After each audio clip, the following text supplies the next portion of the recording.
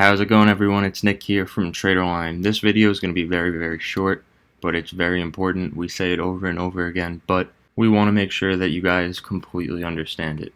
Now, this is our earning strategy. Everybody has their own strategy, and that's okay. However, we're focusing always on protecting capital. So I'll show you guys kind of the steps that we go through to see if we're going to hold our position through earnings. Now remember, earnings are always a gamble. It doesn't matter, even if you know what the numbers are going to be before it comes out, you never know how the market's going to respond to it. So earnings are always a gamble, and that's why it's important to have some solid rules around how you play them. So what we always do when it comes to earnings is we go to optionslam.com. This is a very useful tool for getting the implied moves, and that's what we use it for. So we're on optionslam.com here. You can search for a symbol now. So say you want to look up a company's expected move. We will use SHOP for an example.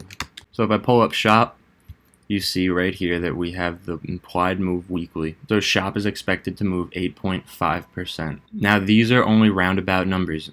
Remember, earnings are always a gamble, so anything can happen. But the majority of the time, stocks are always going to follow this. Not always, but the majority of the time, this is spot on. So what we would do is if we're holding a position in SHOP, we need to have at least an 8.5% gain before we hold that through earnings.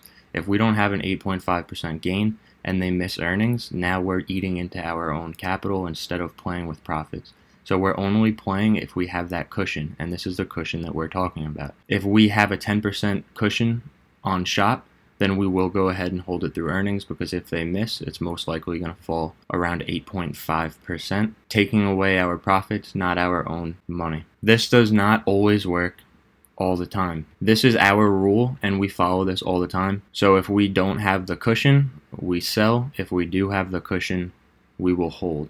But keep in mind, let's take a look at Facebook. Facebook's implied move, this is for the next earnings, but their implied move for the last earnings was about 6%. Facebook ended up crashing nearly 25%. This is why, again, earnings are always a gamble, and you have to base things based on your own performance as well. So personally, if I am not up much on the year, I'm barely profitable, and I have a 10% cushion in SHOP, I see the implied moves about 8%. I might even close it out, or I might take half profits and hold the rest through earnings, just because I'm not working with much of a cushion on my overall account. Because again, anything can happen. SHOP could always collapse 25%. This is just a guide.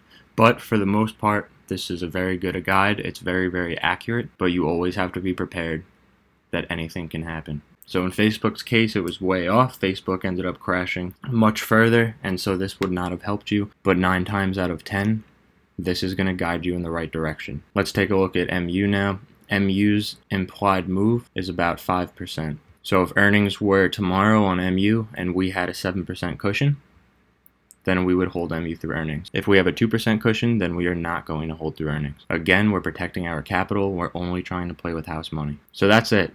That's our entire technique. We have a cushion, we hold. If we don't have a cushion, we don't hold.